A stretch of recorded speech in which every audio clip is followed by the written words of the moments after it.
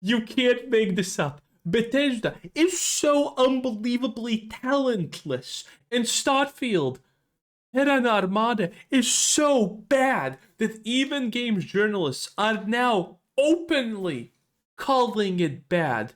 I don't know what's happening. Maybe hell is freezing over, but I never thought I'll see the day when a games journalist is even remotely right about anything.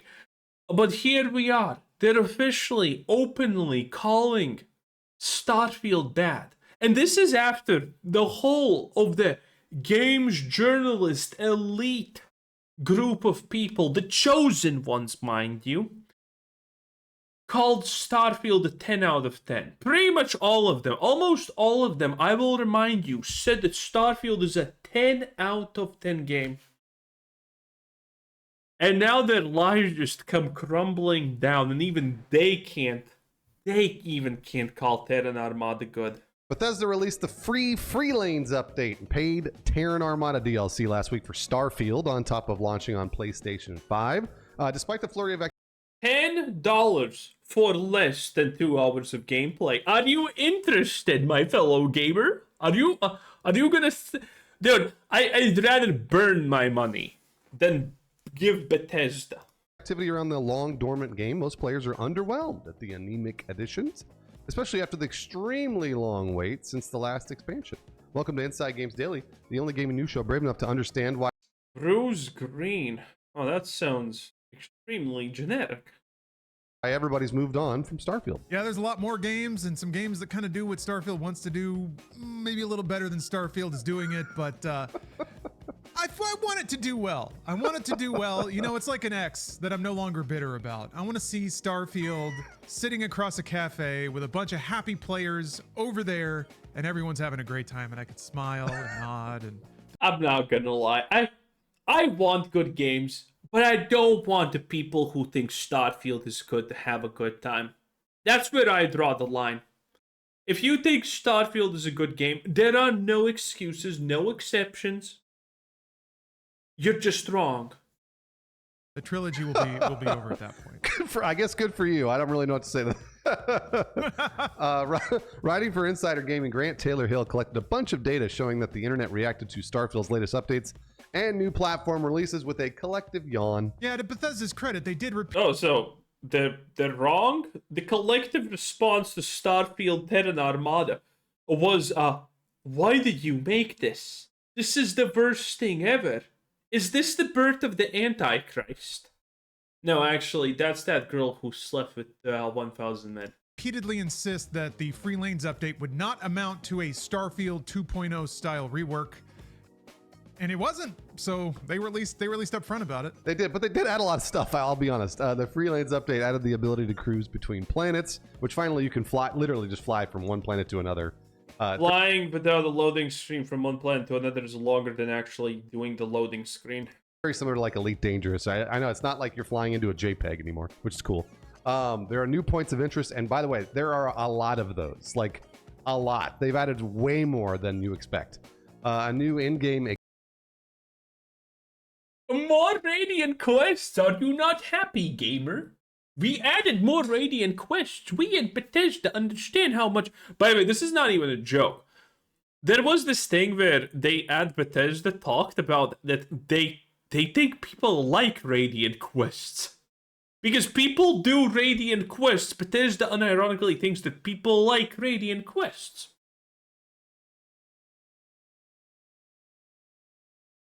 Economy that allows you to further customize the perks on your gear, which I didn't really do yet. Yeah, what is it called? The X-Tech, I think? Yeah. X-Tech, yeah, that's right, yeah. Yeah, there's also the Terran... X-Tech is a mineral you mine from the ground. Just in case you did not know, X-Tech is a mineral you mine from the ground! From the fucking ground!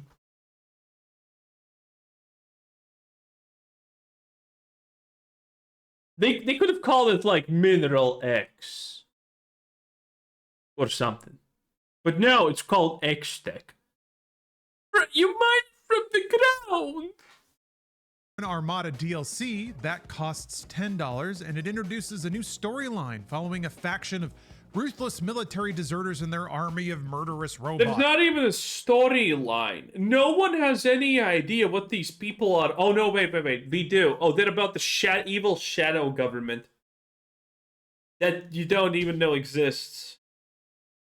And you have no proof that they're evil. And the Terran Armada is evil because... evil. Also, this is... like, this was supposed to be the thing. They wanted this to be, like, a moral dilemma. Because this is what they wanted. But obviously, they were way too low IQ to make this happen. The core idea of Terran Armada was the moral dilemma between the unknown, what will happen when you remove this this invisible force that, even though it controls you, makes you safe, and choosing not to do so, and effectively choosing to live as a slave to these people. But they messed it all up that none of this is actually made. None of this is explained. The shadow government is kind of dead, but you don't know what they do. You don't know what's the point of them. And the Terran Armada, who are supposed to be the good guys because they want to get rid of the shadow government. Whoo. They just randomly kill civilians and explain nothing. I hate Bethesda. And they want to take over the galaxy and restore order or whatever.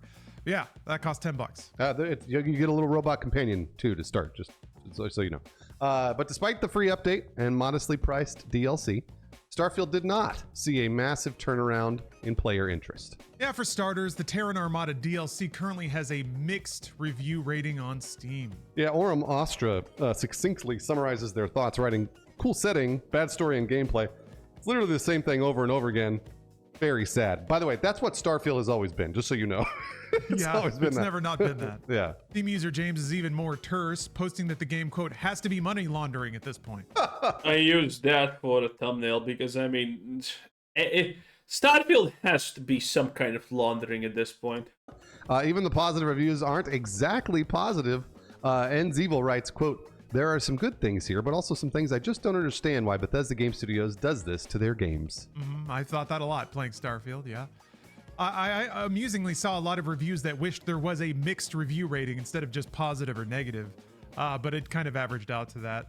A bunch of other reviews that I skimmed complained about not being able to finish the expansion thanks to bugs that halted their progress, yeah. Oh, that's such a bummer. I didn't know that. Even those that can complete the expansion also complain about the DLC's short run time, with one user claiming they finished in 2 hours. I did not. I played about 2 hours of this, did not. Yeah, if you're really fast in combat because you do not F around because you understand that you have infinite health and nothing really is a threat to you, if you just really go and blitz your opponents because you also have a really good gun, you could probably finish this thing in less than an hour in a very casual sense, because there's like 3 main missions, and then there's 4 Radiant quests you're forced to do. Finish it.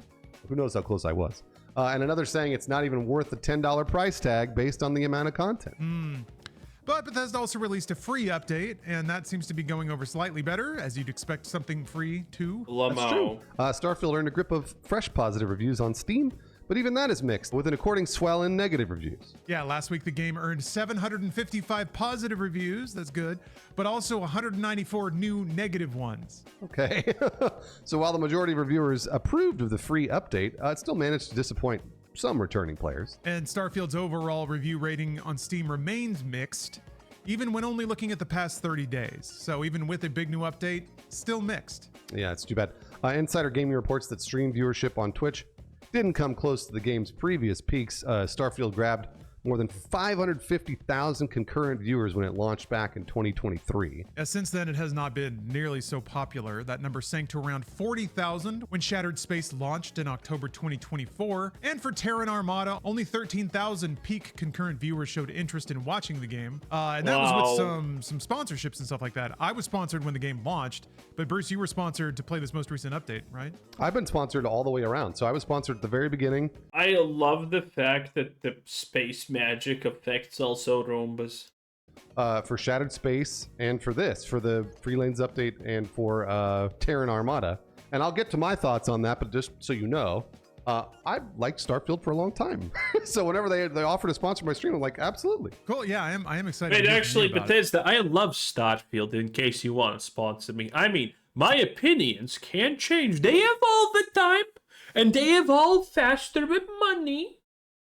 Money, please. Money, please, Bethesda. And my opinions will evolve. I'm sure we can figure out something fucking good about Starfield together. Okay, listen. Money, please, and I mean we can make this happen, Bethesda. I'm open to conversations. But to round out the news here, the only possible glimmer of hope that we can see in Starfield's performance metrics are in actually the concurrent Steam player counts. Yeah, that's actually true. The game hit a peak of 30,000 concurrent players over the weekend, which is actually just a fraction of the 330,000 concurrent players it had at launch, but it's been 3 years, so. Yeah, that's to be expected. Here's the good news, though. That number actually trended consistently up from the update's launch throughout the weekend. Oh, that is good. Starfield only racked up. Is this an old video? Because Starfield's already obviously down to oblivion. 20,000 concurrent players on the day of the update's release. That number actually ticked up day over day leading into the weekend. Yeah, which you would normally expect. Now, generally when there's no interest in any game at all, and we've seen this a lot, there's a spike on the very first day, and then it just goes down and down and down from there. I think we saw that with High Guard. But this is actually kind of different. It spiked and then grew up over the weekend. Now, generally, of course... This is not anything new. All the big games are now released on Thursdays, and they spike it Saturdays or something, or Sundays. Of course, also, games tend to increase in performance leading up to their first weekend and throughout their first weekend. So the game's performance over this week will be extremely telling as if players are sticking around or not. But still, any positive trend is nice to see, and we've definitely seen the opposite with a lot of other games that have just withered on the vine immediately. Yeah, absolutely. Unfortunately, Starfield was not quite a showstopper during its PlayStation 5 debut. It's on PS5 now. The game didn't crack the top 10 bestsellers on the US PlayStation Store until April 8th, the day after launch. Oh, this is hilarious. They're not going to mention this. But PlayStation gave their sales of Starfield, and it was below 150,000. Starfield has sold at the minimum of 20 million copies. Well, not sold, but you know, it boasted 20 million players or something plus. So the fact that PlayStation did not even sell 150,000 copies, and it probably still hasn't, that is humiliation. And then PlayStation is giving refunds back to people who don't want to play it because it doesn't work properly on their system. It crashes. It on average crashes like every 6 to 10 minutes for PlayStation users. So it's barely playable. And it has other issues, obviously. So yeah, I think also PlayStation did this intentionally. Because this is just this is a free opportunity to humiliate Xbox. When it ranked in at number 9. People weren't snapping up pre-orders, indicating they weren't necessarily frothing about it, but maybe some positive word of mouth after the release actually had some people checking it out and interested in it. So I don't know. Instead of, it seems like the vibe on the net is that word of mouth isn't astronomically disappointed as it used to be, but most people are just still kind of disappointed. How about you, Bruce? Nope, I talked about this. This is by far the worst DLC, the worst game Bethesda has released. Terran Armada is... If Shattered Space was garbage, the Terran Armada is just 100 times worse. We're talking about a game that's less than 2 hours long. And most of the dialogue is so poorly written, you sometimes think that in the middle of the next sentence they switch to a different topic, and you can't understand why, because it's so poorly written. Waited 2 years since the last update. Does it feel like this is 2 years of work? No. That is crazy that we waited 2 years. That's a long time. And it is a great update, by the way. I've noticed a lot of people on Reddit, on the Starfield subreddit, posting positive which I generally do not see on Reddit, by the way. Usually in the Reddit, the subreddit for the game, everyone's negative about everything. Battlefield is the perfect example of that. But Starfield, everybody was actually like, no, this is good, because it is a good update. And I actually think this is better, way better than the Shattered Space update. Shattered Space, the DLC was so strange because they were like, okay, you know how Starfield, you fly around in a bunch of planets? Well, walk around in one area. And I was like, what a weird thing to do for DLC. Terran Armada is not like that. It's pretty standard DLC, but it's I think what you'd expect from Starfield. The Free Lanes update is actually a massive update when it's the free stuff for everybody. All the X-Tech stuff that you get to add to different weapons and like armor and stuff like that, all the new perks and stuff like that. You can now upgrade your powers with specific currency that drops rather than going to like temples and doing all that garbage that you had to do before. So they've made it a lot better. They really have. Like it truly is so much better. So you don't even really need to buy the DLC. I would just update for the Free Lanes update. They added a new. I'm sorry. Did they just try to headline that it's disappointing to be clickbait? Because it kind of feels like that. Rover that I could not get to save my life. Because like I was saying, there are so many more POIs. Remember, Lawrence, when you drop in on a planet and it would be like the same three things. It would be like a lab, you know, a radio station and one other thing. Now there's like 100 of them. So what that means is that new rover, you have to like literally land over and over on specific planets to see if the rover will spawn in one of those POIs. It's really interesting. And I was like, oh, this can't be that hard, right? I did it for like an hour, did not get it because I kept seeing new POIs. So I was like, okay, well, there is new content there. I didn't get the rover, but what do you? This is not even true. There's no new content. This is a lie. It's the same content. It's just now the outside of the place looks different.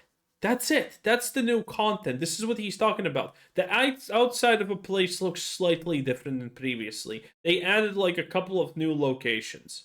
Added a lot of new POIs, so you probably will not see the same thing over and over unless you play a lot of Starfield. And like I said before, I really have always liked this game. It is, interestingly enough, with Starfield, everyone's complaints about Starfield, including yours, have always been valid. Like, it's like the story's kind of boring. It feels like the same thing over and over again. They're just, it feels very like, I don't know how to put it. It feels like there's like it's milquetoast. Just everything's milquetoast.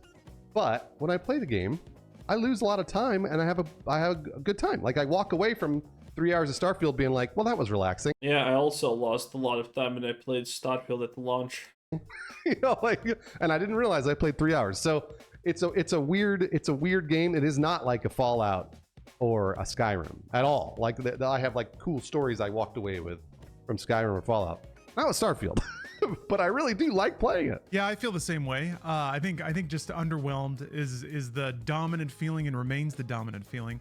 I was really impressed with the Free Lanes update. I think it took far too long to come out, and that's a whole other issue.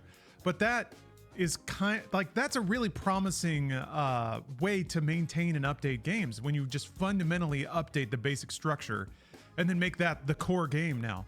And oh, they're unironically talking about the game being good. Oh, they updated this thing and that thing. How is that good, though? I wonder if they even talk about the story. No one talks about the story. To be a lot of it, so that the shallow understand what you do well, and you're starting to do it again. But what was baffling to me is, yeah, land on a planet, Starfield, even post-update, and something like Crimson Desert, which is a dumb, superficial game that offers the most, like, saccharine video game thrills, but it manages to do it in such a broad, just... Oh, of course. They called Crimson Desert bad. Leave it to game journalists to clickbait. Starfield is actually bad, but no, then they say it's good and Crimson Desert is bad once again. You cannot make this up. I honestly, at this point, think they're serious, that they're just... their views are that bad and sad. So there you kind of have it. Anyway, that was Insider Gamer, 10 out of 10, I guess. Wow, what a time to be alive, boys. Bye.